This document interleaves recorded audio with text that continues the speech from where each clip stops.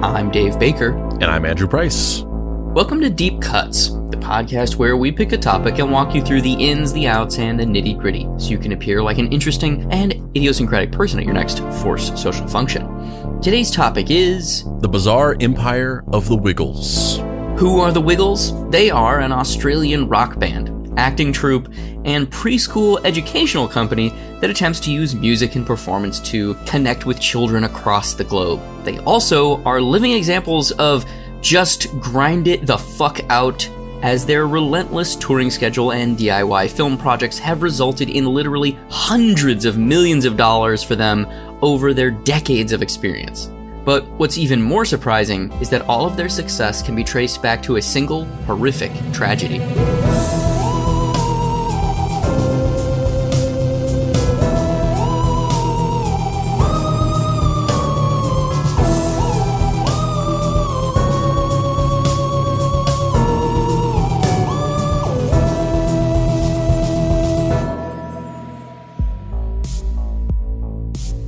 Act 1. There's something about the word wiggle that just feels weird to me.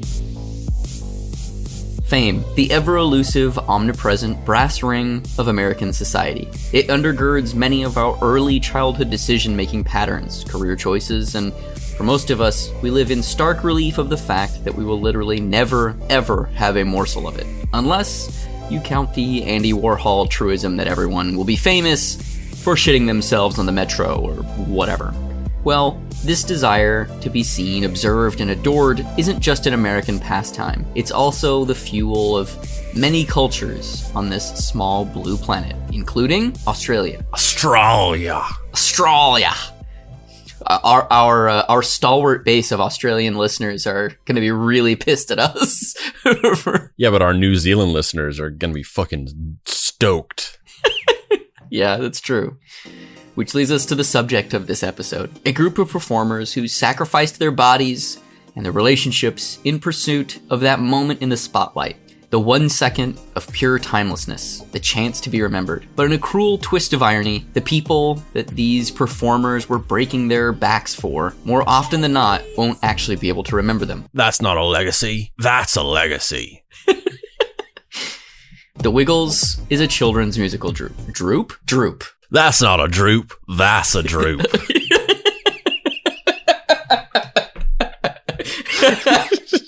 The Wiggles is a children's musical group. It was initially composed of... I can see you moving closer to the mic out of the corner of my eye, getting ready to do it.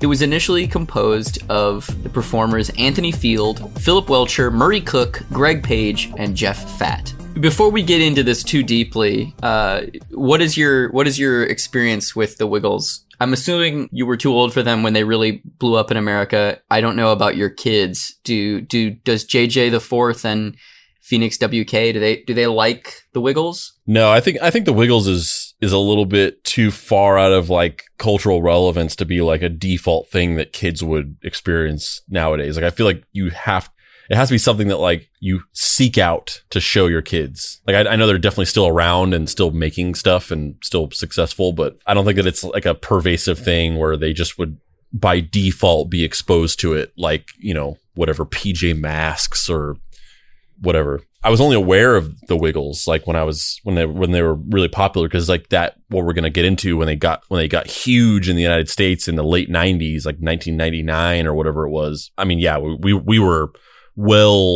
too old for the Wiggles. So I was just aware of them as a thing that got really popular during that time. And they kind of stayed popular for a handful of years after that. And then I just completely forgot about their existence. And then I sent you this script and it all came flooding back to you. Well, it was more that seeing that video in the group where I was like, oh, yeah, the Wiggles. I didn't know they were still a thing that was happening. Yeah, I didn't either. Yeah, this episode was inspired by our Facebook group, the Deep Cuts Facebook group. And somebody, I don't even remember what we were talking about, but there was a big thread in there. People were talking about weird stuff or kind of maybe it was like things that live in your head rent free. I don't remember what it was, but somebody posted a link to a like mini documentary about one of the Wiggles, and I watched it and was just like, oh, this is so interesting. We should do a weird episode about the Wiggles. And then I didn't realize how exhaustive and comprehensive their catalog is. Holy fuck, they've done so much shit, which we will talk about, but also this episode does not scratch the surface of what they've done because they have a very specific approach to content creation, which I'm sure we will talk about. You have to listen to our 12-part comprehensive Patreon exclusive Wiggles series. The Wiggles Deconstructed. Yeah. You know who lives in my head rent free? Dave. Literally. He crawls inside of my ear at night. Yep. I'm too poor to live in my apartment, so it's just I haven't had the heart to charge him.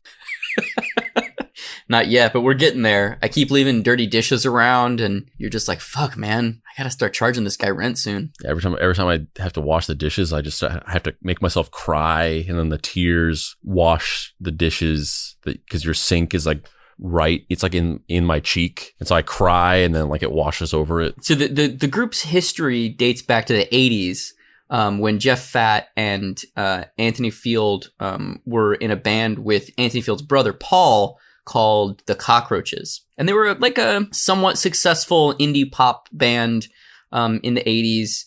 We're going to play one of their bigger hits. It's called She's the One. And they kind of had a couple pseudo hits. They weren't like a huge band, but they were also not unknowns. Like they were around doing stuff and they weren't a one-hit wonder or anything. Let's listen to the Cockroaches, aka the Wiggles After Dark. The Baywatch Nights of Wiggles.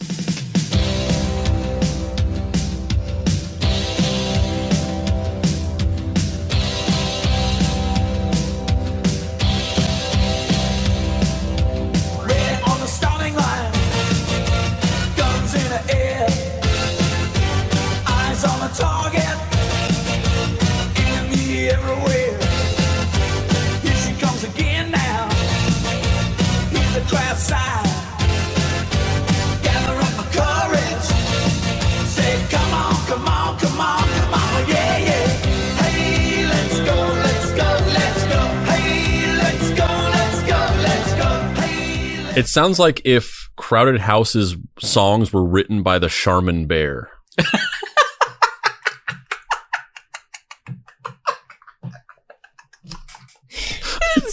That's so good. It's just really bland. Like there's there's no edge to it. There's no like pain or drama in it. It's just kind of like, we got some studio musicians together and we're phoning it in. Yeah, yeah. Truly destined to like either become a children's act or just go away because that was so bland. Yeah, it's very, very Wonder Bread. So yes, that was their kind of biggest single, She's the One. And unfortunately, Paul Field, Anthony Field, the guy who will go on, he's kind of the main character in all of this.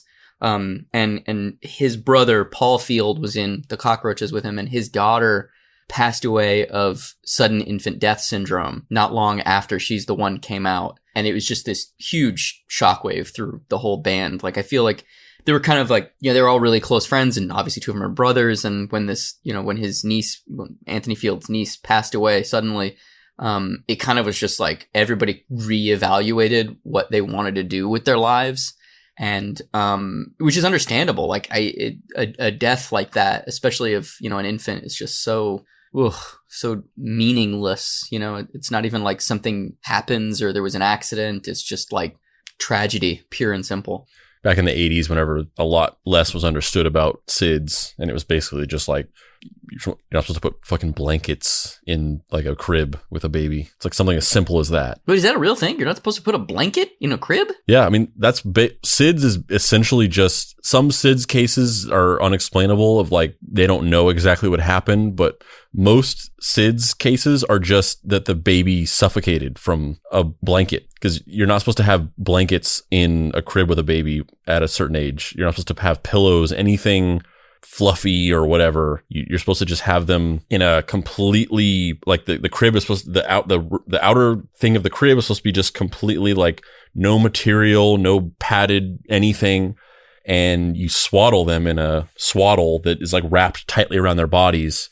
And essentially what you're trying to do is you don't ever want them to get their faces stuck in a blanket or anything, because they can't move their heads and they can't roll over. So if they get something on their face, they can't do anything about it. They can't move. They can't get it off their face. And that's what a lot of SIDS cases are, is babies will suffocate from getting their face stuck in a blanket or something. Suffocation, no breathing. That's way darker than the joke I thought you were going to make, where I thought you were just going to go, I'm Dave Baker. I just explain what SIDS are, and then the episode ends. It's not funny. It's really, really sad that this happened. Yeah, I mean, that's the obsessive thing that you have on your mind at all moments of your life in the early stages of having a baby. There's like a day when you're finally, it's like when they can move their necks and they can sit up, and you're just like, oh God, now I can stop being terrified every day, every moment. Just like checking on them every 3 seconds when they're asleep and worried that they've turned over and their face is stuck in something or something like that. That's the thing that you're just obsessive about every waking moment. It's so funny though, because like we've talked about this before, both on the show and off the show, about like how sometimes I kind of forget how different our lives are. Because to me they're not, because I don't have children.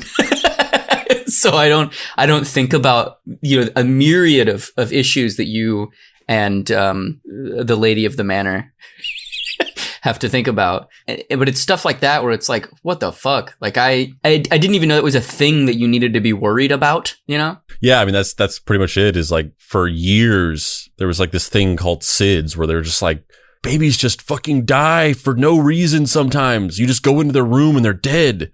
And it's like a terrifying epidemic. But then we basically figured out that it was just a lot of safety protocols that just we didn't understand to follow. Not putting padded things inside of cribs. Co-sleeping with babies is part of it, although a lot of people do still co-sleep and think that it's fine. And we did, but other people say that it's not fine. And it really all depends on like how heavy of a sleeper you are, because you could like roll over onto a baby and then just like suffocate it and not wake up and not realize it. But that's not a thing that would have happened with us. But if we were heavier sleepers, we might have not done that. Horrifying and also fascinating, because it's just so not in my realm of experience. And basically, so this tragedy happens where the niece passes away suddenly, and the whole band, the Cockroaches, disband. Everybody kind of enters this period of soul searching for a little while, understandably trying to figure out what they're going to do. And Anthony Field decides that he's going to go into early childhood education. He meets Murray Cook while studying at university, and they're both going to be like early childhood educators. We hit it off because we had a lot of common sort of experiences, I guess, and also at university, the course that we did, there was maybe 500 people, of which 5 were guys, so you kind of gravitated together a little bit. And then I guess towards the end of university, Anthony had the idea of doing an album of music for children, and we kind of went from there, really. That's not a meet cute. That's a meet cute. So I just want to briefly touch on the way that was described, right? And the kayfabe surrounding the Wiggles is really interesting to me, because everything that they do, I tend to believe it's coming from a real place of a desire to help, and like, I don't think there's a malicious money grubbing side of this. They're doing what they think is best, and it just became really popular.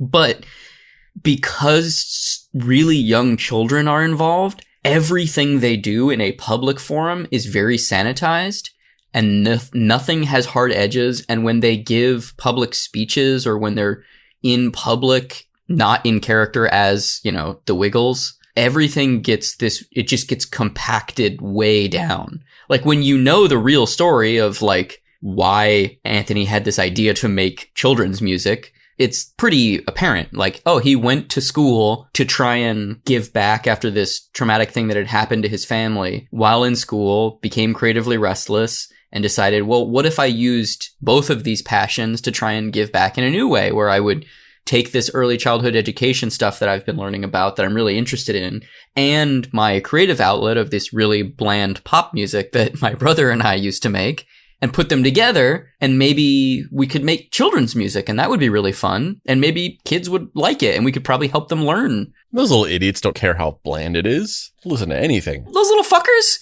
they've never even heard Led Zeppelin. They've never even heard that shit. We're going to be amazing to them. Honestly, we're overselling it with this bullshit. Like, we don't even have to try this hard. We could just make shit up on the spot, and they would eat it up.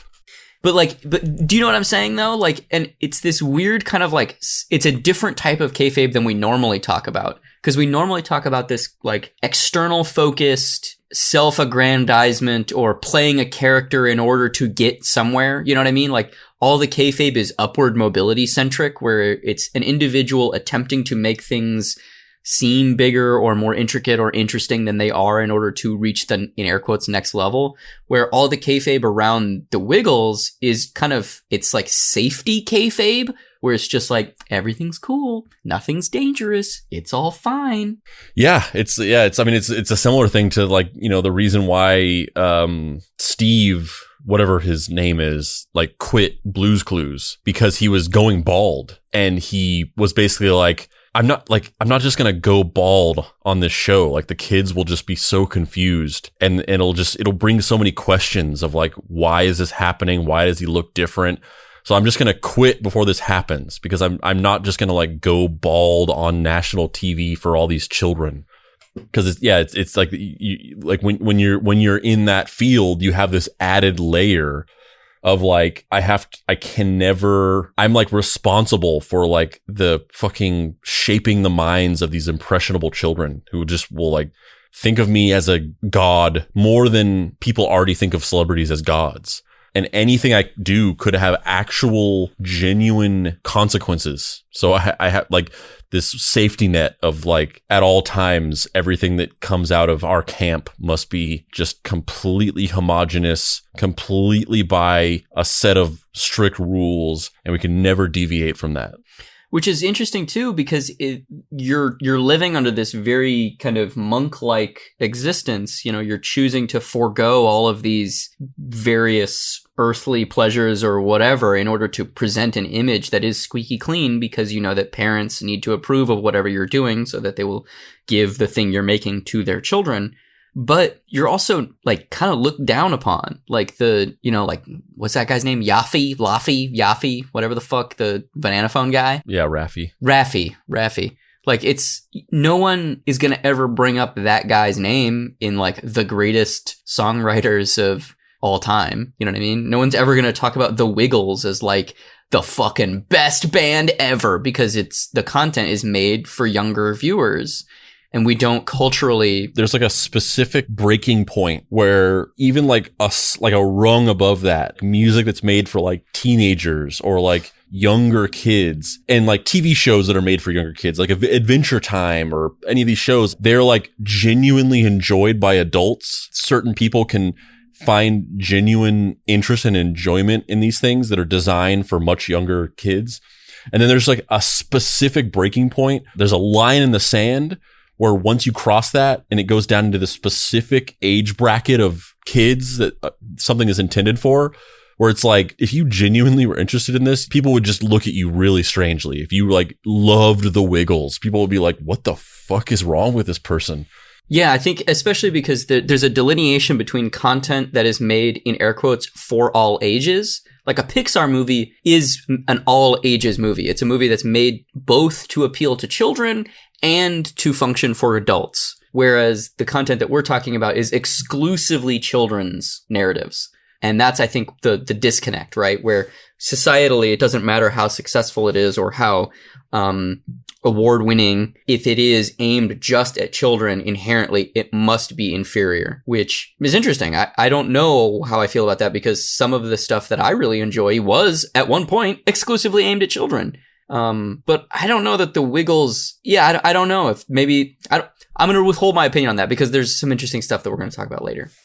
In 1991, Anthony Field took it upon himself to create a musical album that would encompass many of the concepts that he'd learned in his preschool teaching classes. The album was dedicated to his niece. The band quickly began touring in support of the album, and before they knew it, they quit their jobs as teachers to perform as the Wiggles full-time. Which, I've just condensed like 3 years into like 3 sentences. Like basically they're all at school together, or a few of them are at school together. But then a few of them are from the band The Cockroaches. They graduate school, they get jobs, they make this album, they all kind of get together. They start touring around local areas in Australia where they lived, and quickly it kind of started to take off. And they self-produced this album, and at one of their family friends had a kid, and they gave it to that kid, and the kid listened to the whole album straight through 8 times in a row and kept asking like, play it again, play it again, play it again. And that was kind of like the light bulb moment of like, maybe we should try and like tour. I think there might be something here. Yeah, this kid is catatonic. Like they just took him to the hospital. Like I think we have lightning in a bottle.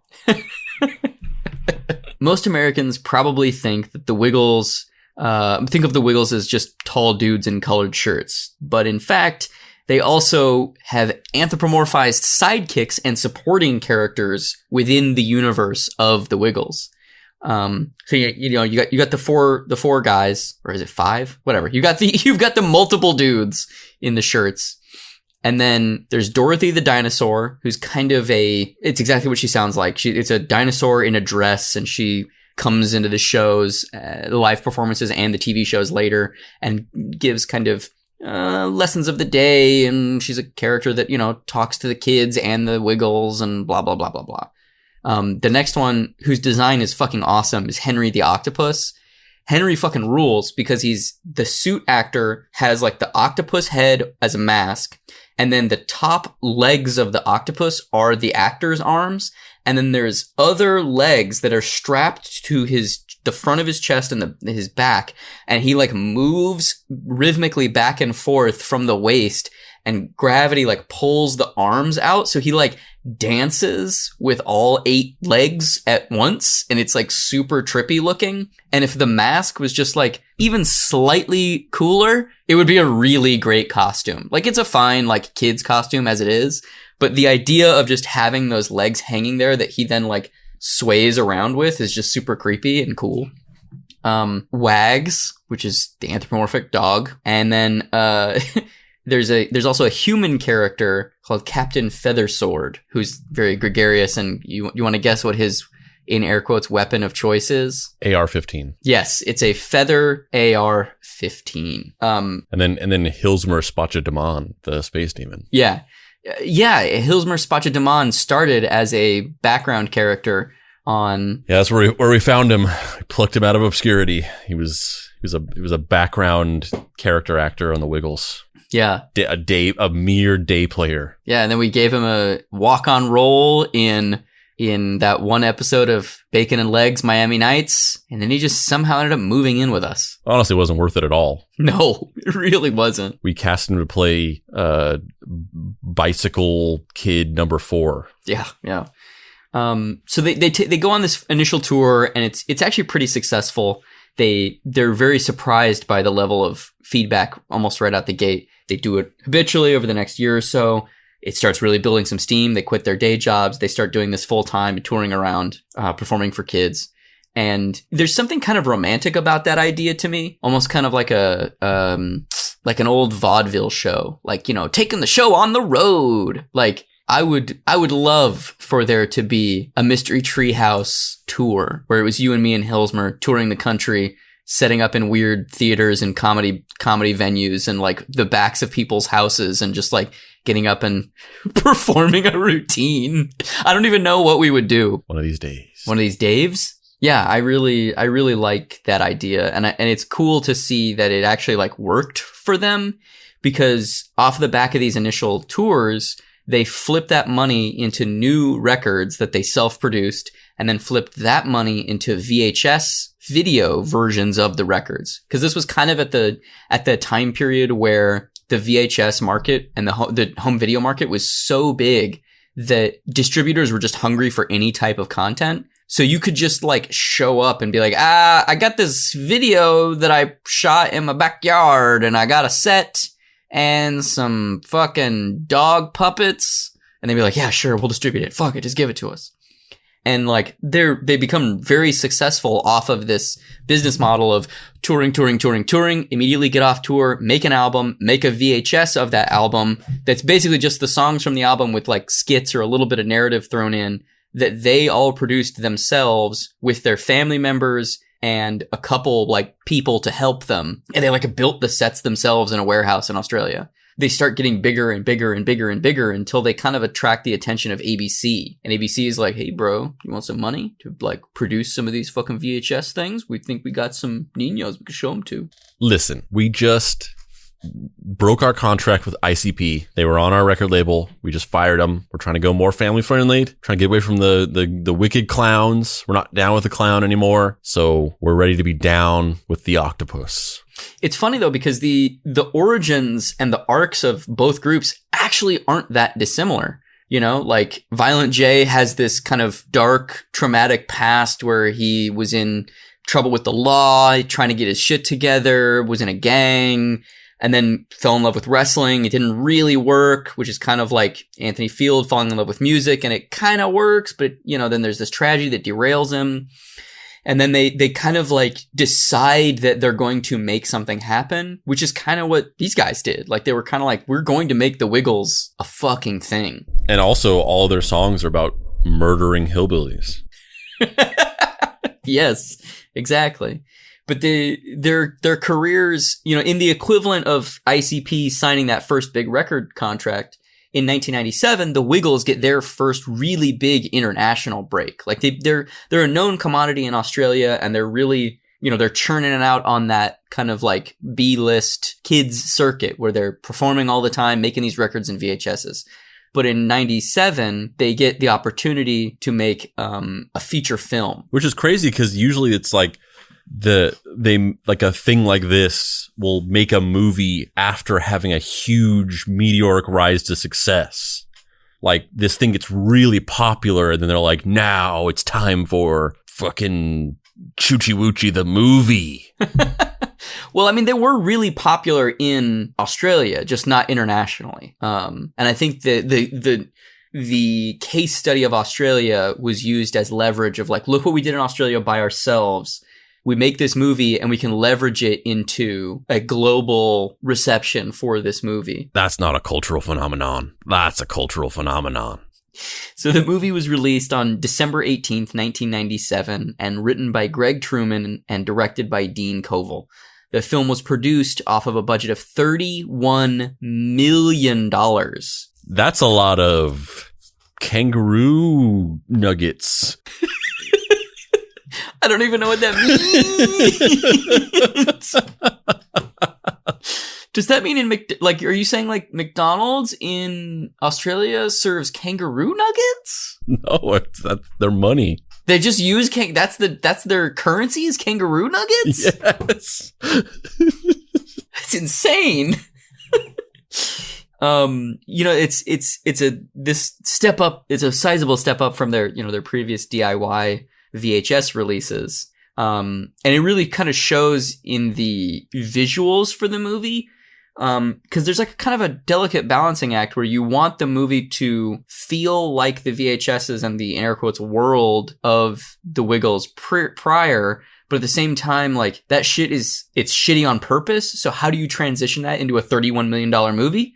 We're going to find out in a minute because we're going to watch the trailer. But the high octane synopsis for the feature film is amateur magician Wally the Great, played by Tony Harvey, tries to become a better magician by stealing Greg's magic wand, but is confronted by Dorothy the dinosaur, who believes the Wiggles have forgotten her birthday, while in fact they have been planning a surprise party, which does not sound like the premise for a movie at all. At all. That sounds like, you know, those viral, I fed 120 hours of X-Men movies into an AI, and this is the scene it wrote. It sounds like that. I mean, it sounds like the premise for like a 2-minute web short. Yeah. Like, this is the new video that Wiggles posted today.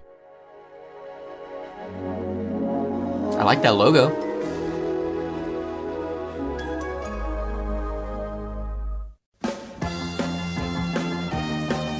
It's time to party. Let's dance. The Wiggles are at the movies. It's the Wiggles movie.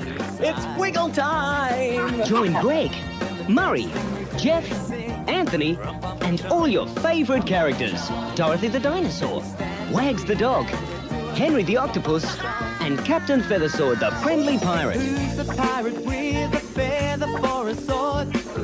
It's a non-stop song and dance extravaganza.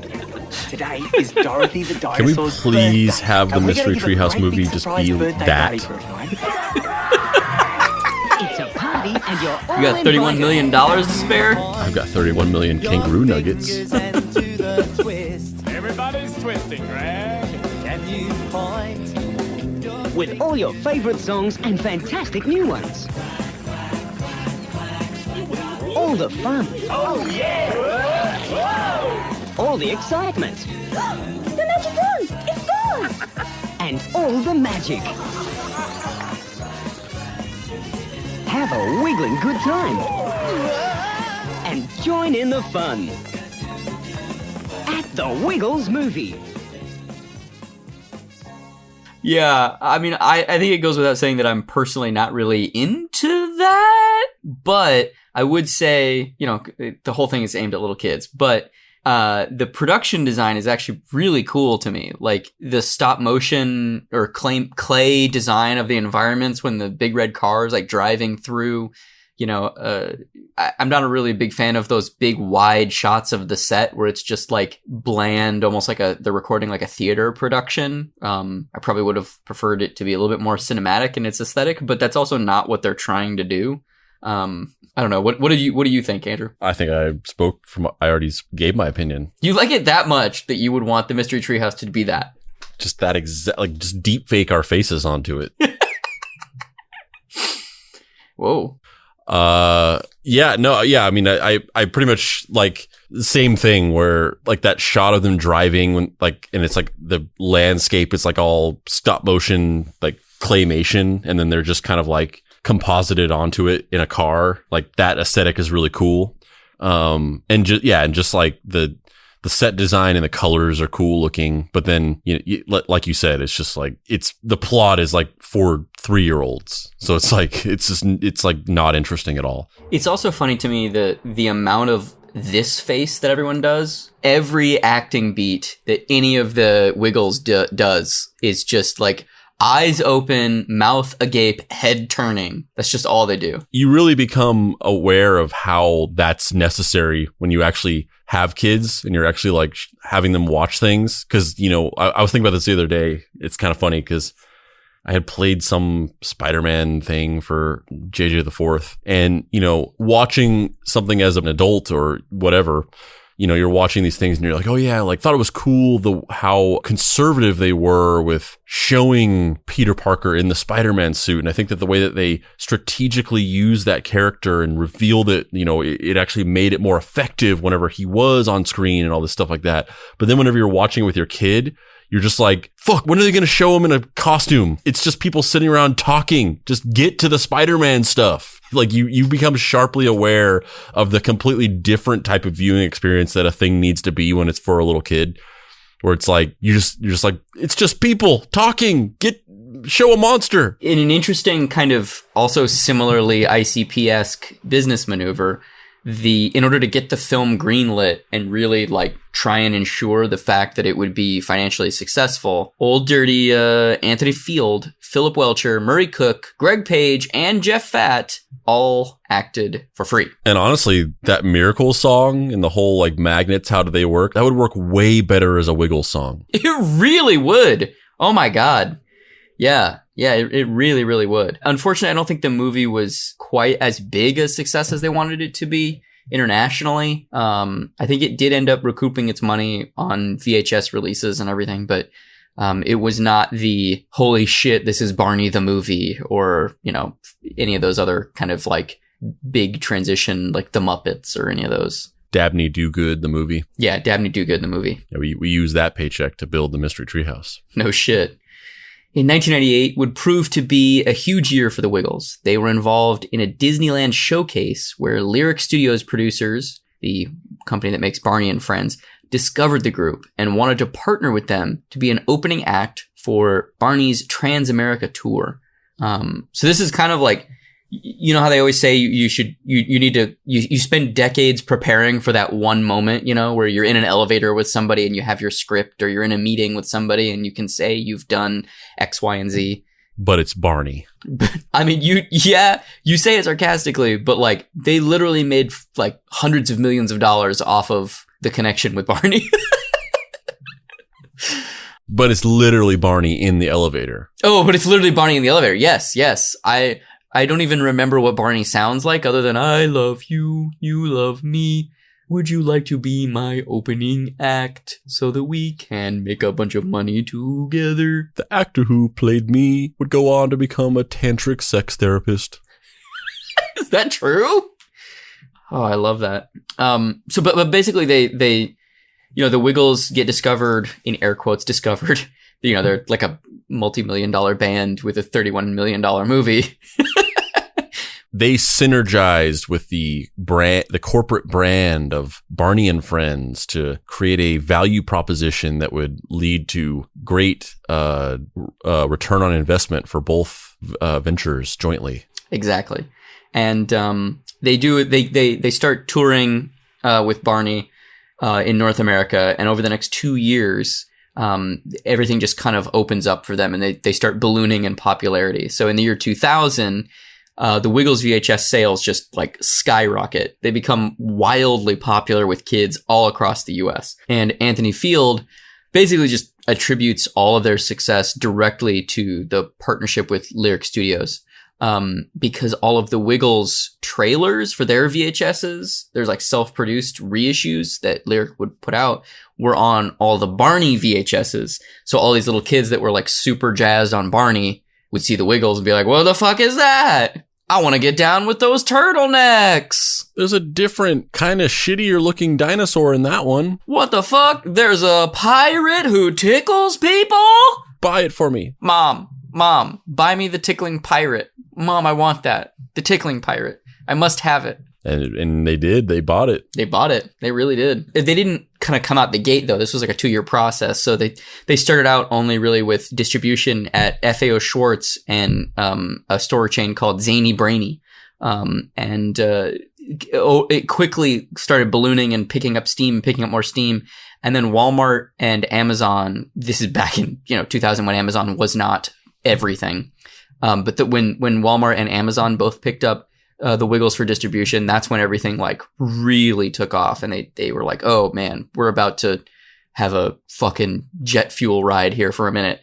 We got distribution at Walmart and then some internet thing, whatever that is. Whatever the fuck Amazon is. They had to produce 9 DVDs to keep up with demand over the next 3 years. So off of all of this hype, Disney started to take notice, and they started rerunning the old Australian Wiggles TV shows, episodes on the Disney Channel in the mornings. And they got so popular that they started rerunning them multiple times a day to try and keep up with demand from little kids all being like, where the fuck are the Wiggles? I fucking want some Wiggles. Give me the fucking Wiggles. Give me my fucking Wiggles. I already watched Out of the Box. I already watched fucking PB&J Otter. I need the Wiggles. So at the beginning of 2002, the group signs a new deal to produce, wait for it, not 1, not 2, not 3, but 4 seasons of a show. And they shoot all 4 seasons in 2002. And when asked about it at the time, Anthony Field said, we knew we were involved with something extraordinary. John Lennon? John Lennon, is that you? Not Australian at all. It came out as British for some reason. Let me get into it. Crikey. That's not a knife. That's a knife.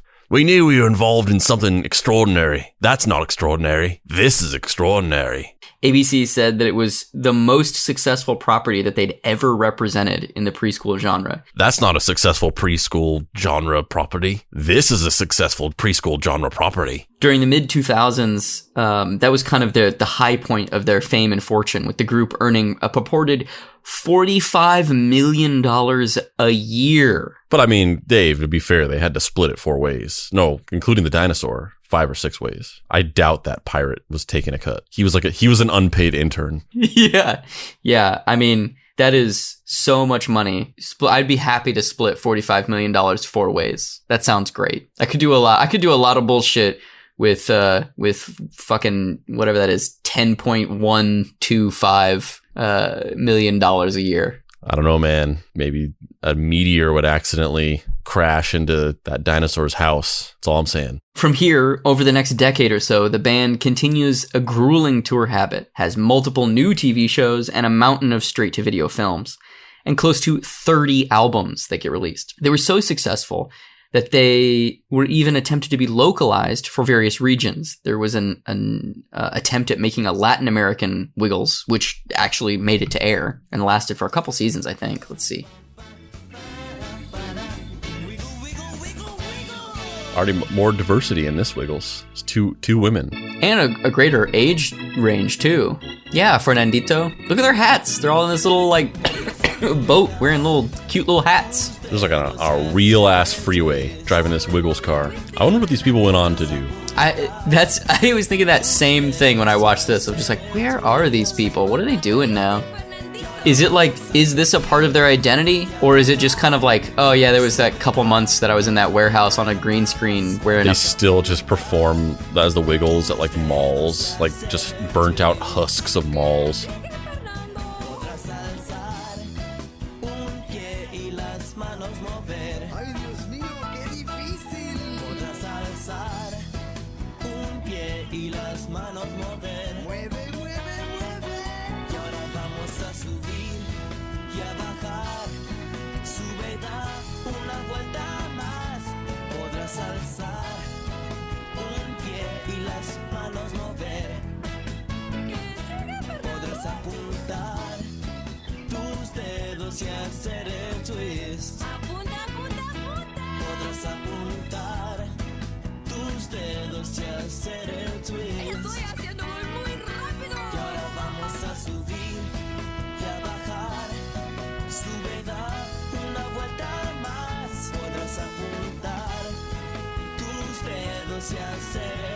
It's interesting though, because this feels like one of the things that I personally don't respond to about the Wiggles is that it feels so... Everything has the same exact pitch all the time, and there's no different energy ever. It's always this. And at least that felt like it had like a little bit of different layers going on. And then they also had a Taiwanese spin-off Wiggles, which this is pretty interesting as well. I was... Like, those CG elements look like the exact same CG elements as... But also, look at that set, dude. I love that set. Cardboard set. Yeah, it's interesting how there's like, they have a package of like, this is what the Wiggles looks like. And they just, here, take this and just recreate it like a Bible. So far, though, the one I like the most is the Taiwanese one because their sets are practical. Like, there's just something about, even though it's the same kind of aesthetic of like little kid neon green German expressionism, it just feels better when it's a real thing as opposed to like the sterile blankness of the digital green screen stuff from some of the other ones. So one of the things that we haven't talked about yet is one of the Wiggles like main educational strategies is that they really believe in talking to little kids. So there's a lot of fourth wall breaking stuff where the actors or performers will like look into camera and ask children questions, and then the children theoretically will respond. And this episode is about the yellow Wiggle having hair problems, and he keeps looking at the camera and asking questions of little kids or something. I don't know, putting stuff in his hair. The plot is just that his hair looks like shit. That's what this episode's about. And now he has a Marie Antoinette wig. Yeah, it's interesting though, the different permutations and yet same weird sterile energy that they all have. Yeah, it's got the same vibe. Yeah. You would expect that like across the cultural barriers that they would have like a different aesthetic to how they execute the show, and there's just like cultural differences in the way that they act and talk to kids and things like that, but it's like the same. Yeah. I believe there were 2 other ones that were in development where I think there was a Japanese Wiggles show, and there was somewhere else, maybe a Brazilian one or a Mexican one. I don't remember what the other country was. Another Latin American one. I don't remember, or South American one. I don't remember where they were, but there was basically attempts to continue doing this. And then ultimately Disney, who was kind of footing the bill for all of this stuff, was like, you know what? It's actually cheaper and the shows are more successful if we just dub you guys and use the existing shows. And the Wiggles were like, all right, yeah, cool, fuck it, whatever. And so they just kept printing more money. Yeah, I mean, you would kind of think that maybe that would be the first idea. Yeah. Like, let's not produce these like entirely different whole shows where we're building sets and shit. Let's just dub these. Yeah. We've already established these little idiots will watch anything. You think they're going to be like, oh, it's not authentic to our language. It's just, they've just overdubbed it. Like, they don't give a fuck. Over basically the next ensuing decade, a couple of the cast members for the Wiggles come and go, and the Wiggles are kind of usually defined by era, depending on who the kind of alternate era Wiggle is, kind of like in the way that Weezer is like, oh yeah, the original bassist was only there for the first 2 albums, and then they had that weird guy, and then they've had the third guy ever since, or whatever the fuck. I don't pay attention to Weezer that much, but you know what I'm saying. Like, oh yeah, or how for a time Jenny Frianka was the drummer in the Deadboy Detectives. Yeah. So a few members came and went over the next decade. However, things really took a turn when, in 2012, the Wiggles got a good old-fashioned X-Men style reboot.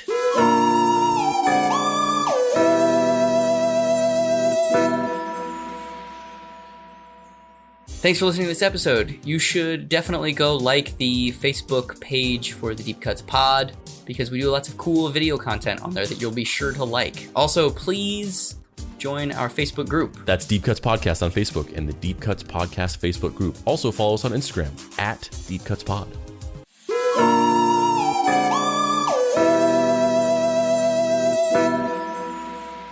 Act 2, The Elvis of the Wiggles. In mid-2012, an announcement would be made about the fate of the Wiggles. Page, Fat, and Cook would be retiring from the group, and they would be replaced by 3 new people, Emma, Lockie, and Simon. Anthony Field would be the only member staying with the group. The fuck it, I love cashing checks of the Wiggles. Physically it takes its toll. I was shocked the guys were pulling the pin because I just didn't want to. I just never thought about that. Greg, Jeff and Murray will retire from live performance, but Anthony will stay in the big red car. And he said, but actually we're starting a new lineup. And I was thinking, wow. Next year, Anthony will be back with 3 new Wiggles, and we'd like to introduce you to them right now. I said, well, who are you going to have? Well, it must be Simon. Firstly, the red Wiggle, Simon Price. Oh my god, another Papa Pricey! I said, well, who else? And he said, Lockie. I was like, of course, Lockie. Lachlan Gillespie, we call him Lockie Wiggle. I said, well, what about the other position? Are you going to audition? And he said, no, we want you. And for the first time in Wiggle history, a female Wiggle. The glass ceiling was shattered. I love the way he said that, as if it was like some revolutionary, like culturally important moment. I also love that he's like, for the first time ever, a female Wiggle, except for the other female Wiggles who were in the Wiggles of Latin America and the Wiggles of Taiwan. But those aren't real. Changed dramatically in one go, and we didn't have anything to back ourselves up with either.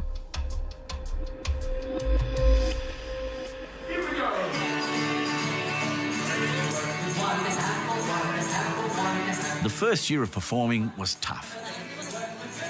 The big question was, okay, will this new lineup work? We were touring on a shoestring budget. We were playing quarter-empty halls, half-empty halls. There was quite a few moments as a group where we thought this actually might not work. It's like when David Lee Roth left Van Halen and was replaced by Sammy Hagar. The early performances, when I look back to them now, I just laugh because, they're all trying to find their feet. I think it probably took them around maybe at least 2 years to really settle into who they wanted to be. Emma's never had singing lessons. She was actually really worried to start with about singing. Can I sit down? She has cried in here quite a few times because she just didn't like the sound of hearing her voice. That would be the only time I'd going, what are we going to do? Because we can't not have Emma singing. And I said to her, Emma, you have to sing. They're the world's tallest, Africa's hungriest. But Emma and Lockie had that real lovely chemistry, and Lockie gently would bring it out of her. They're like serenading each other with like little kids' songs and this like weirdly intimate, like they have this chemistry, this animal magnetism, right? Now, and she's, right on pitch. She's beautiful.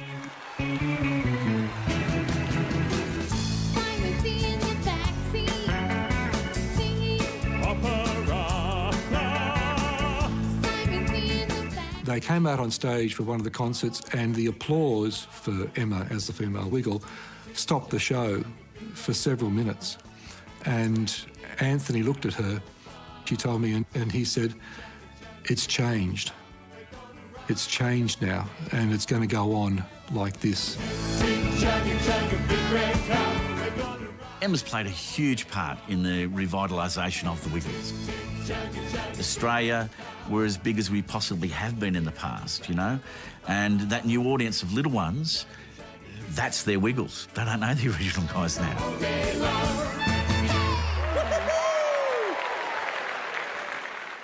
Emma and Lockie. Come on, join us. With Emma and Lockie, come join the fun. It's a wonderful place to be. Right from the get-go, we just got on straight away, and we just got each other. Petticoat, where's her coat? Can you find it while she's running along? We had the best conversation, and I just remember going home that night and I was on a total high, and I wrote 2 little songs about goats, which I know she loves. Petticoats dancing around. I sent them to her on the little voice memo on the phone, and she loved them, and that was where the friendship really started, which was so lovely. I knew instantly that we were going to get on. And I knew the moment that I sent her those songs about goats that we were going to fuck. Which was, if you've got a relationship with someone, great, we just don't want to know about it.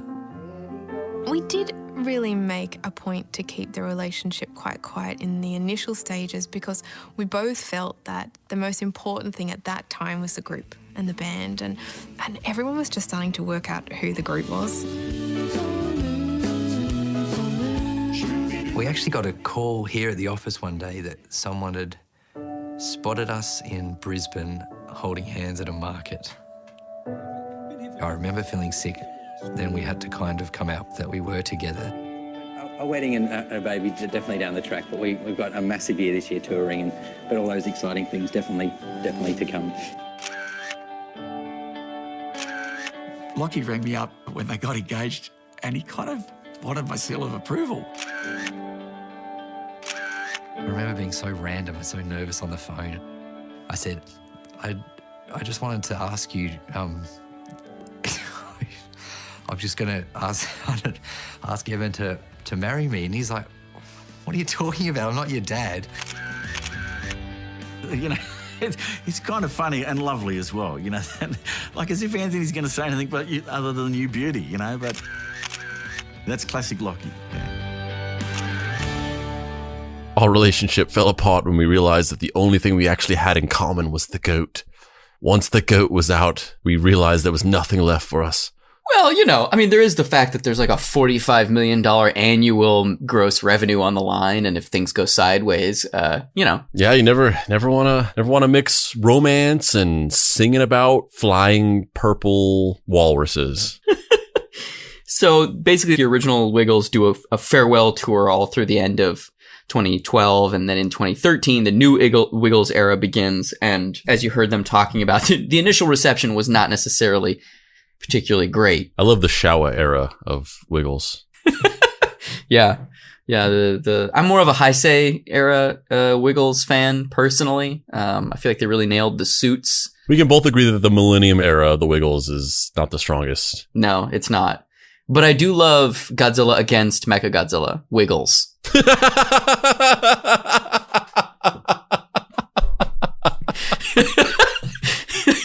So, you know, as you heard them talking about, the initial reaction was pretty negative.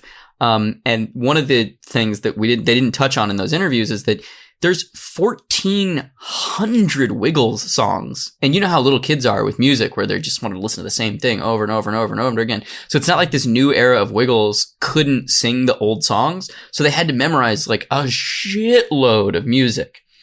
And then also the fact that like the internet was super unkind to Emma and was just like, there's no room for fucking women in the Wiggles. Which is mind blowing because, you know, it's so normal that happens. I mean, we're having a fucking whole argument about that on the Facebook group, but that's like almost like a universal rule is that if something involving a woman is posted on the internet, within seconds, they're going to get some kind of harassment, whether it's creepy sexual comments or like comments like criticizing them or saying horrible things about them in some way.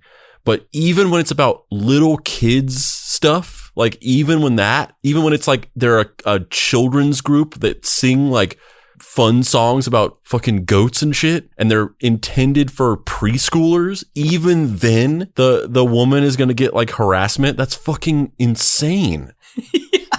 Yeah, like what is it? Is it just like weird creepy ass parents who are just like, I don't know why they'd be Australian, but my 3-year-old isn't going to watch any women singing about walruses. It's so stupid too, because there's literally been, as we were joking about, women in the fucking Wiggles. Like, That's just fucking crazy to me that even in this realm of like preschool content for little kids where they're just singing goofy songs, there's still people being like, fucking forced wokeness is ruining our Wiggles. Yeah, I got nothing. But, you know, despite the initial backlash, they persevered, and Emma specifically became often referred to as the Elvis of the Wiggles, where she's more popular than any of the current cast or the previous cast. And she's so popular that she basically was the linchpin into them getting a new TV show for the first time in 7 years on the air called Ready, Steady, Wiggle.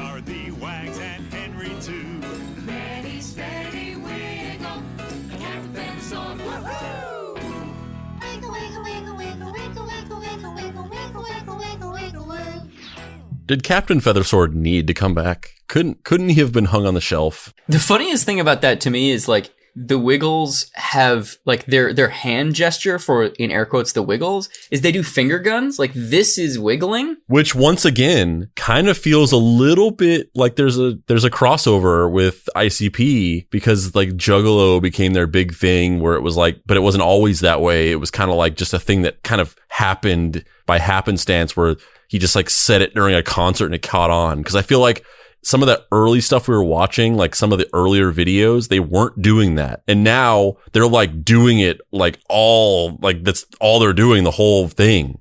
And I feel like it must have been a similar thing where it just like, at some point it just kind of like slowly got canonized that was their thing that they did, even though it didn't necessarily start out that way. Yeah, it's 100% that. Finger guns are the juggalos of the Wiggles. Wiggle, wiggle. Wiggle, wiggle. Much motherfucking octopus love. Emma and Lockie get married, and about a year after, Emma starts having some serious health issues. I started to have bleeding every day. However, when you're on the tour and when you travel so much, your cycle goes out of whack. And so I think initially when the bleeding started to continue, I just thought maybe I was really in tune with other women. And so I thought that my cycle was just hopping onto other people's. I thought, oh, well, I like that girl, hop onto her cycle. And I honestly, I just didn't think that much of it. It's massaging my feet though. You know, you have a bit of pain, you keep going, you just sort of get on with it because no one really gives you a real lot of sympathy being a girl, to be quite honest.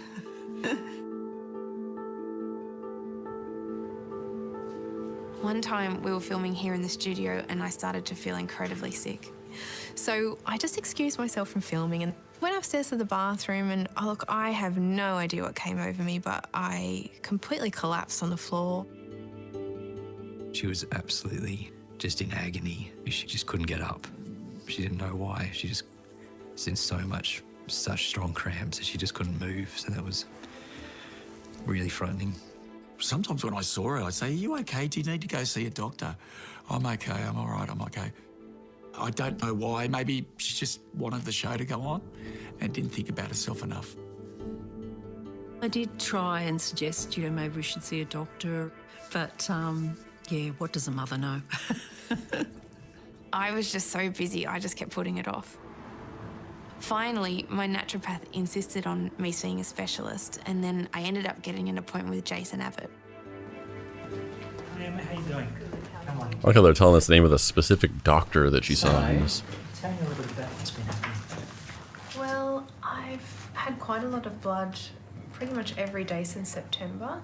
Once I'd seen Emma taking a history and I saw her ultrasounds, it was absolutely crystal clear that she had endometriosis. And she's just been ignoring it and pushing it by the wayside. Like cramping in my legs, nauseous. Endometriosis is a disease where tissue similar to the lining of the uterus grows outside the uterus, and it can attach onto all kinds of tissue, including the ovaries, the bowel, the bladder, the back of the uterus, and the lining parts of the pelvis. And those lesions can grow and they cause pain and they can lead to infertility. Disease is now involving. I was really surprised when we went to see Jason how full on he said it was. That was a big kind of wow moment. 10% of women have endometriosis in Australia. That's 730,000 women just like Emma who have this disease. So the way that we would approach it, we'd do a laparoscopy. This is a minimal access approach. So you've got small. I needed surgery, but I just had no idea how to put that in our schedule. I mean, we have been touring non-stop since I started. So, you know, to get more than a couple of days off, I just thought that that just wasn't going to be possible. I went to approach Anthony, and the minute I started talking, honestly, I didn't even finish a sentence, and he was like, go, you need to do that now. I'd actually tried to push it further back, and he was like, no, no, no, now. Do it now. Hello, it's Emma here.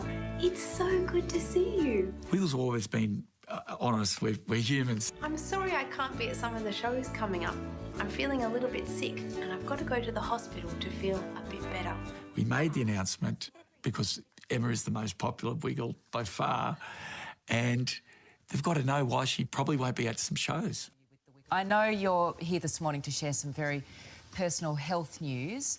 I knew that if I'd taken a break and not said anything, everyone would think I was pregnant. I didn't even think about being so blunt, but apparently I was. I just thought it was a really bad period and just really heavy bleeding, and I didn't really think much of it.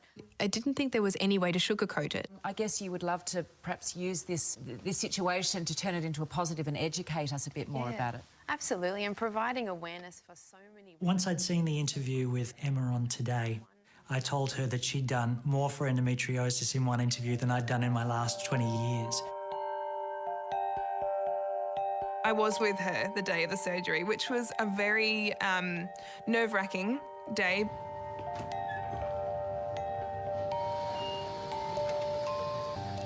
Endometriosis is staged 1, 2, 3 and 4 depending on its severity. 1 is the least, 4 is the worst. This next one is going to be right uterosacral. We got in and, as I had anticipated with Emma, hers was a stage 4 disease. Both ovaries were affected. They were stuck to the walls of the pelvis and they're stuck to the bowel. So that's a pretty bad disease. Super. Happy? Happy. We're all done. I always say if you're going to have a surgery, do it once, do it well. And in Emma's case, it went very beautifully. They went deep on endometriosis in this Wiggles documentary. Yeah. The other thing that's really interesting to me is how choreographed it all is. Like, I think it's great that they went this in depth into. Yeah, I think I was kind of, I guess I ultimately understand that they kind of did it on purpose because they were in the same way that they were talking about it in the documentary. They were just kind of trying to shed light on it. But I was thinking the whole time, I was like, man, they're really like, they got the doctor like interviewing and they're going to the office and they shot her like her checkups that she had. Like they're going like in depth into this. They're getting granular with this. Part of that is that it's fucking staged. Like that's not the first meeting that they had. Yeah, well, 100%. Yeah, it's that wasn't literally real. But they like recreated it and like created this whole thing where they're showing the checkups and then they're interviewing this specific doctor about it. It's strange that they went that in depth for a documentary about the Wiggles. Like obviously they would cover it, but just to go into like to take a detour and just be like, let's give you a mini documentary about endometriosis in this Wiggles documentary. Well, especially the thing that jumped out to me is how blatant it was that the doctor was like, I will only participate if you say my full name and if I'm on camera with this and this. Like there's obviously, he was like, I'm not doing this shit for free. And he like fancies himself like a really kind of charismatic guy. And he's like totally hamming it up for the camera. Yeah, exactly. Yeah, it's fascinating to me though that the level of kind of, drive or work ethic that people in creative industries need to have to get over the hill or the hump to be successful. And then once they are successful, it's very difficult to turn that off or diminish it and dim it in any way. And she's like a perfect example of that, of somebody who's really, really driven almost to the point of self-flagellation or self-inflicted injury. I mean, I'm kind of the same way, where like I won't take care of myself in the way that I should because I'll just sit at a table working on a book for, 9 months without moving and my joints don't work right and my wrist clicks or, whatever the fuck it is that's happening. And, yeah, I mean, that's pretty much how Jim Henson died. I mean, part of it is that he was a Christian Scientist, so he just like didn't believe in taking medications or getting surgeries or whatever. But also, he had like, even for that time, he had a very easily treatable condition that could have been fixed with like just taking some antibiotics, but he just like didn't want to stop working or like tell anybody about it or bother anybody with it. And he just like died. I didn't know that. I thought he had cancer. What did he die of? He had like a blood infection or something like that. And he could have taken care of it by taking simple over the counter penicillin, but he didn't, and he died. That fucking sucks. Yeah, he died from toxic shock syndrome. Wow. Which I actually I didn't know that men could get toxic shock syndrome. God damn, that fucking blows. But on a slightly related note, yeah, Muppets. Jim Henson died of severe pneumonia caused by a rare complication from a common bacteria. That fucking sucks. On a slightly related note, I don't know if I've ever told you this before, but whenever I was living in Santa Cruz, I had a newspaper route. And basically this was my job.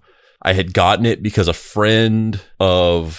coworker of my girlfriend at the time, she had this paper route as like a secondary job. And number one, I think she was trying to get rid of it or get out of it, but also, they're always looking for people. So I'm sure she could have gotten me a job even if she wasn't quitting. But she was like, oh yeah, I can train you and you can basically just come and get this job whenever I had first moved there. So I went and trained to do this, and this was my job while I lived there. And basically, you just from between the hours of like midnight and 3 a.m. or whatever, you just go around in your car and deliver papers to this route. And I was delivering papers one night, and I was driving through this townhouse complex that had a bunch of papers that needed delivery, and it was on this hill, this incline going up as I was driving. And my car at the time, I was driving and I threw a paper, and people will like go on vacation and you'll get a little sheet of paper that's like, oh, this person's on vacation, so they don't get their paper right now. And they give you like exactly the amount of papers that you need with very little room for error. Like they don't give you many extras. So you kind of need everything that you have, especially the secondary papers. Like the main paper you have extras of, but like the ones where it's like Wall Street Journal or whatever, like you have exactly as many as you need. And so I threw a paper, and then I think I like realized like immediately after I threw it, like, oh, that person's is set as vacation. So I actually need that. So I threw my e-brake on my car, and I jump out of my car to grab this paper, and I turn around and my car is just rolling down this hill. Oh no! And I guess what happened was the e-brake was broken. It had broken. I don't know if it broke then or if it was already broken or something like that, but the e-brake just didn't work.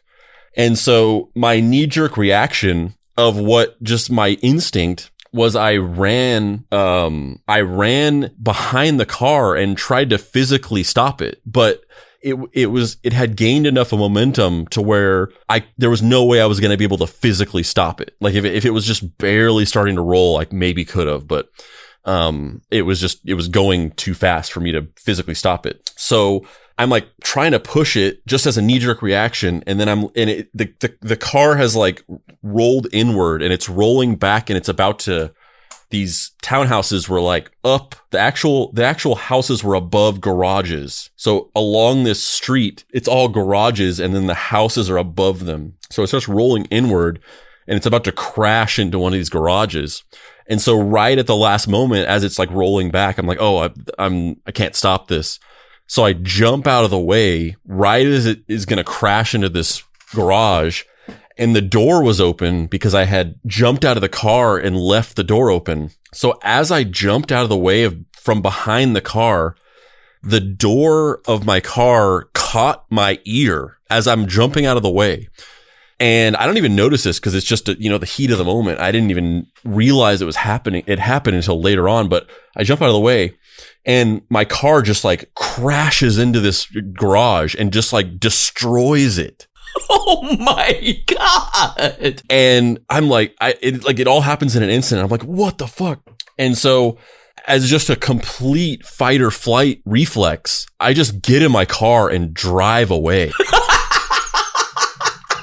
I just leave. And I'm driving down the street, and I'm like, obviously kind of like in shock and like freaked out, like, oh my God, what the fuck? And eventually I notice as I'm driving and just kind of like, just total, adrenaline, but I'm like, I don't know if I felt something or if I was touching or something like that. Or I feel like if I remember correctly, I just started noticing that I felt like there was something wet or something. And I eventually noticed that my ear had been like sliced in half. What? Like the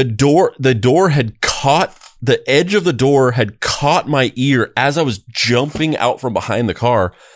And it like my ear was just sliced in half. Like it was just like a piece of ear was just hanging down. Wait, are you saying that the door cut you around the back of the ear so your entire ear was forward, or around the side so the top of your ear was like hanging down? The second one, yeah. Wow. It had been like the ear had just been sliced in half by just the force of this thing. And there was too much adrenaline for it to hurt, or maybe it didn't hurt that bad at all. I don't know, but I don't know how sensitive that skin is, but I didn't really notice it, and it didn't really hurt until I like physically realized it was I felt it. And so I was like, Jesus Christ, like that's way worse than what I would thought happened. But the thing is, and whether or not this would have been true or not, I don't know. This might have not actually been a big deal, but the added context was that this job doing these paper route deliveries, they sort of had like an unwritten rule that I don't know if that friend of my girlfriend's had told me this or if I heard it from somebody else. But essentially, if you missed a night, they would just replace you with somebody else. Like they had so many people that were in line to have this job because it was just like, it's a job that a lot of people in theory want, because you can have it as a second job because it takes place in the night, so it doesn't interfere with a day job, or it's a good way to have a job at night and have your days open or whatever. So there's tons of people that are just waiting around to get a spot delivering papers.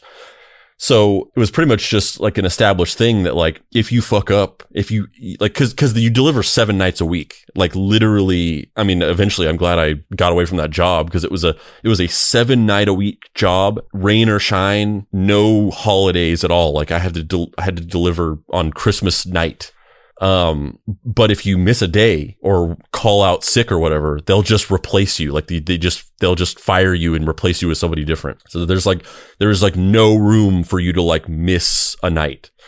And so I'm like, oh shit, I'm going to lose my job. I can't just not deliver these papers. So I took one of the plastic bags for wrapping the newspapers, and I just wrapped my ear in it and I rubber banded it. And I delivered the rest of the papers before I went to the hospital.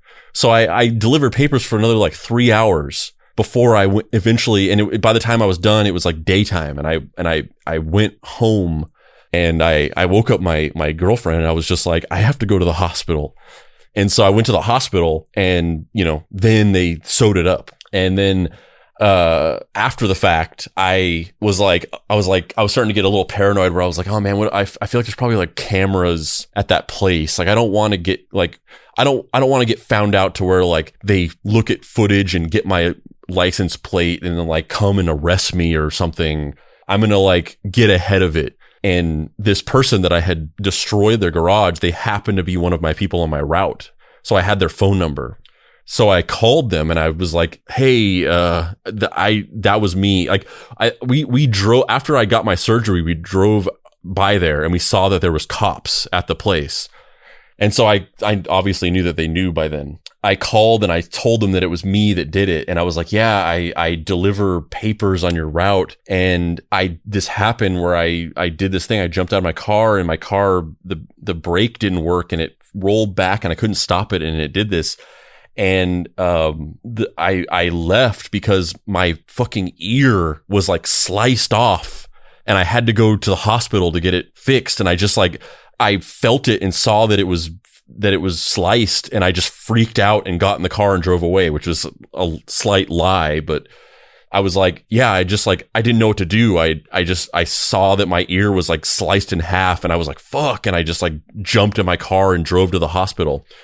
And I think that they were probably freaked out that I would like sue them or something, because they just completely were like, oh no, it's fine. We have insurance. Don't worry about it. And they just completely let me off the hook, and I never heard from them again. Does that have anything to do with the Wiggles? Yeah, we were talking about the fact that she was...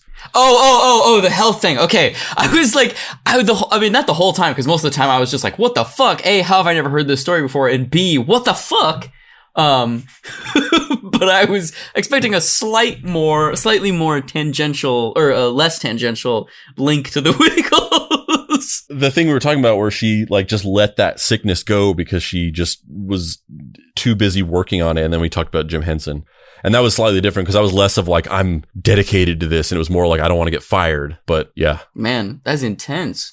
Has that impacted? It hasn't impacted your hearing or anything, right? Because it was just like the cartilage on the outside. I'm pretty sure the ear is just all. It's cartilage. It serves no function other than the shape of it. Helping sound funnel into your ear. Man, that is intense. What the fuck? Yeah, it was a surreal couple days. Yeah, I'm glad it didn't like behead you or some crazy shit. Yeah. I mean, it was like it was just a total like knee-jerk reaction of like trying to get behind the car and push it. I totally could have like tripped me, and then I would have gotten run over or crushed. It was crazy. Man, jeez, what the fuck? And I thought about that again years later, because that's how Anton Yelchin died. Yep. He got he put his Jeep into park or put the e-brake on, jumped out of his car. It didn't work. The brake didn't engage, and it crushed him against a brick wall. And I thought about that. I was like, fuck, like that could totally happened to me. I'm glad you didn't get Yelchined. Me too, man. R.I.P. to Big Papa Yelch. But just going back to the documentary, though, it's interesting how, like, most of the stuff having to do with the Wiggles is real life. Like, they don't feel like people talking about their real lives. They feel like characters in a movie about people acting out their real life. Even that doctor kind of like, just parts of that interview just start to veer into like, is this guy an actor? Like he's got a vibe of being an actor. Yeah, completely. And then I told Emma she did more for endometriosis in one day than I've done in my entire life. Like, dude, why are you so excited about this? This is kind of weird, bro. You're a little too into this. Yeah, so basically from here, in 2015, Emma becomes so popular that she gets her own show. Which is just fucking nuts. Which is just a gritty reality show about her undergoing various surgeries. It's Nip Tuck. It's the Australian Nip Tuck. It's with her as the main character. Emma, created by Ryan Murphy.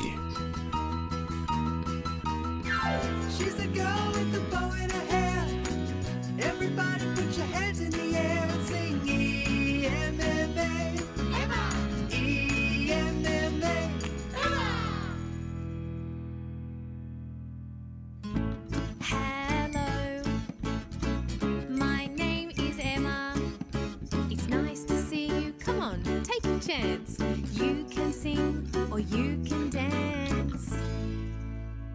And today we're going to sing Die Dicky Doo Dum, and we're going to do some Irish dancing. And these are my Irish dancing soft shoes. Aren't they beautiful with all the diamantes on them? It's just so funny to me. The aesthetic of these shows is just so specific. It's the same shit. But, now it's just Emma. I was prepared to watch all hour and a half of this. Oh, thank God we're not. And that's kind of the end of the story. But I feel like we have to discuss the pinnacle of the Wiggles' fame and success and the literal reason of why we're discussing them today.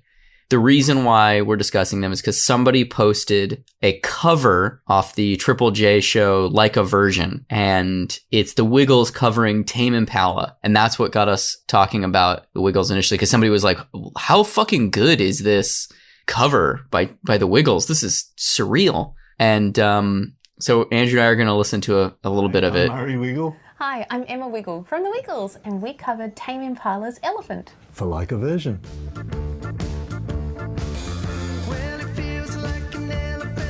The Wiggles love animals, and so we chose it because we like elephants. And it was kind of a tribute to Tame Impala as well, who are amazingly successful and brilliant, as it turns out.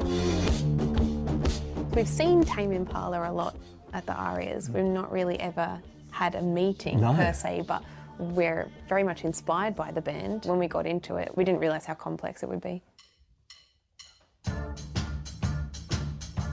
Seeing them rehearse not in costume is really funny to me for some reason. But also like on their set with like tiny little chairs. Yeah. And I mean, we still have a lot of contact. We see each other, but I don't play with these guys so much. I was a little nervous because I only made it to one rehearsal, but You smashed it. I did all right. Yeah. But if you notice, if you look closely in the video, I've got a whole sheet of notes on the top drum because I needed to. Actually, I kept looking at Emma saying, is that it? 7, 8, and 1, 2, 3. Because it's so complex. We wouldn't normally play songs that are like that. No, we sort of just 1, 2, 3, 4. Fruit salad, yummy, yummy. Fruit salad. Wanted to keep it faithful to the original. So the best way to keep it wiggly is oh man, keep it wiggly. Keep it wiggly, baby. That's they're down with the clown. Yeah. Because it was complex, man, they're going hard with the finger guns. Try and do our best. Well, it feels like an elephant shaking his big red trunk for the hell of it. He knows that you're dreaming about being loved by him. Too bad your chances are slim.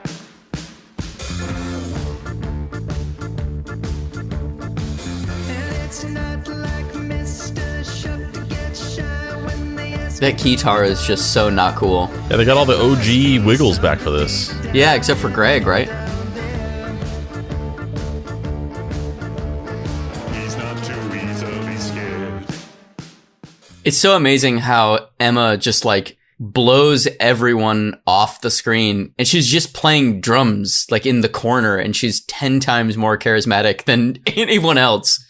Yeah, and she's also apparently just like doesn't actually know how to play drums and just like kind of taught herself just to be in this group. Yeah, she's so cool. Like I don't sorry Lockie and Murray and Simon, I don't care about any of you. Emma's the fucking best. So yeah, just the bullet points, which I guess we can tackle in any order, but I just want to close off these open loops, is the weird kind of like performative nature of their personal lives. How everything that they're involved in feels really sanitized, which obviously is probably out of self-defense because they're worried about being around children, and so they don't want the harder edged aspects of real life to intervene in that.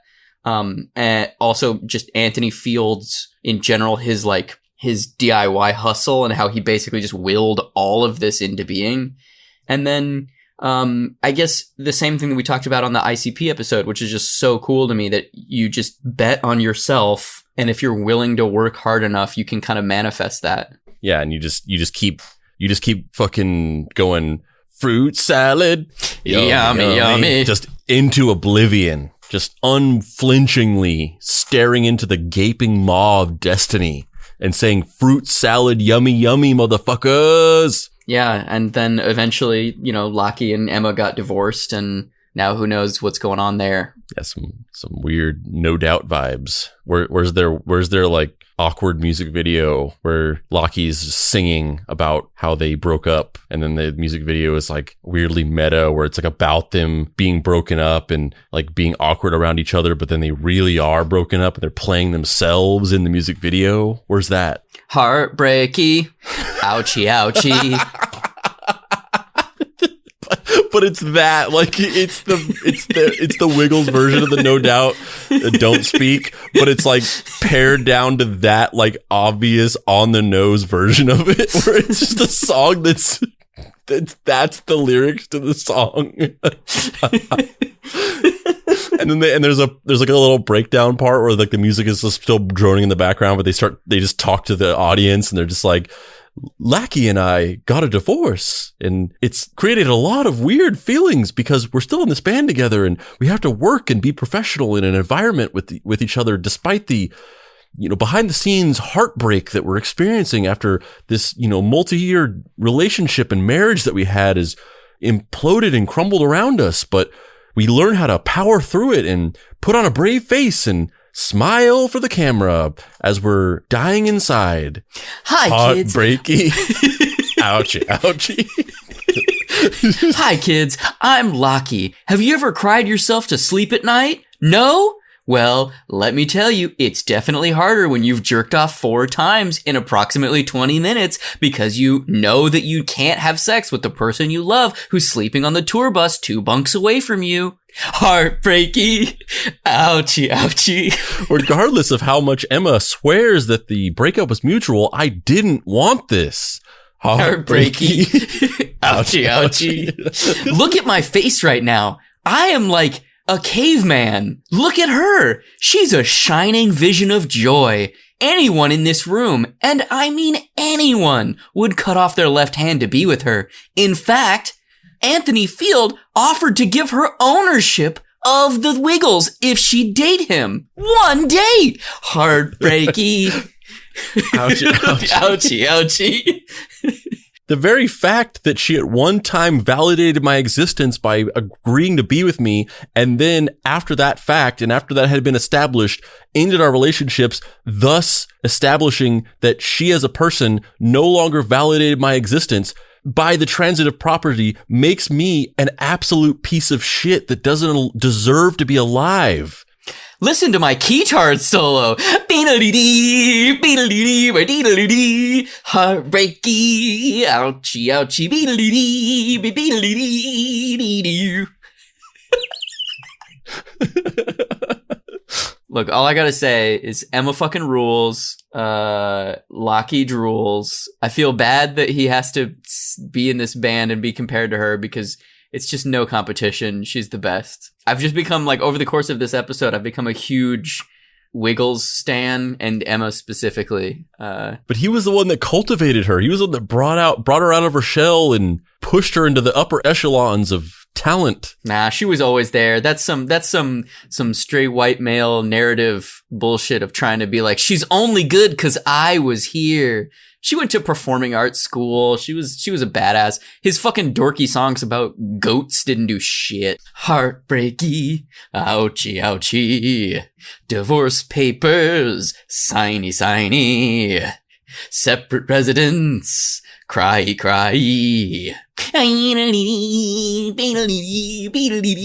She's keeping Wags. Wags belong to the Wiggles, not you. I don't want Henry. Yeah, I don't know.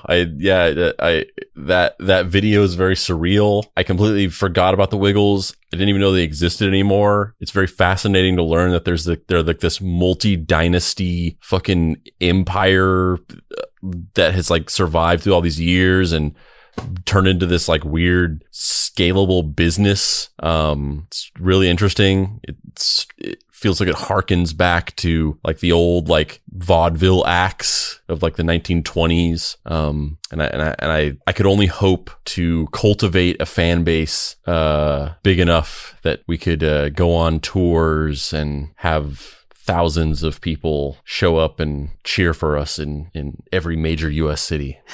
On that note, I'm Dave Baker. And I'm Andrew Wiggle. This has been Deep Wiggles. You can find me online at heydavebaker.com, or you can find my comics, Action Hospital, Fuck Off Squad, Star Trek, The Wiggles, the licensed comic. It's a grim, dark, and gritty reboot.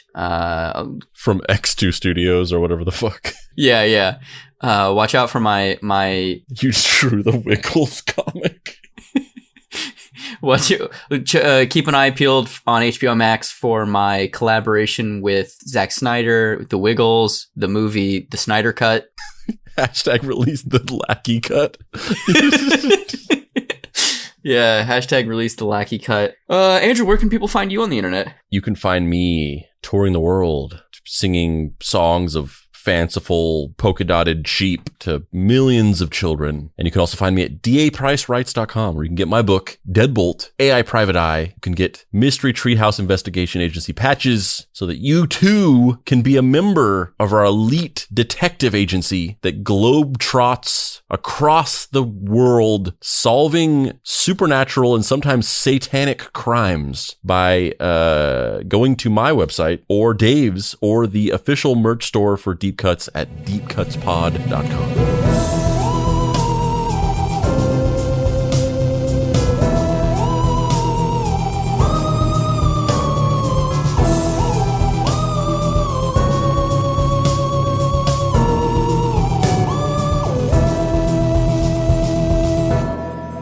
Deep Cuts is a production by Boy Genius Media. If you'd like to find this show and others like it, please visit boygeniusmedia.com or deepcutspod.com. If you want to join in on post-episode discussions, please join the Deep Cuts Podcast Facebook group. Finally, subscribe to our YouTube channel for additional video content. The incidental music for this episode was created by Dad Beats. You can listen to his podcast Food Fight, a food discussion podcast, anywhere you get your podcasts, and the Deadboy Detectives.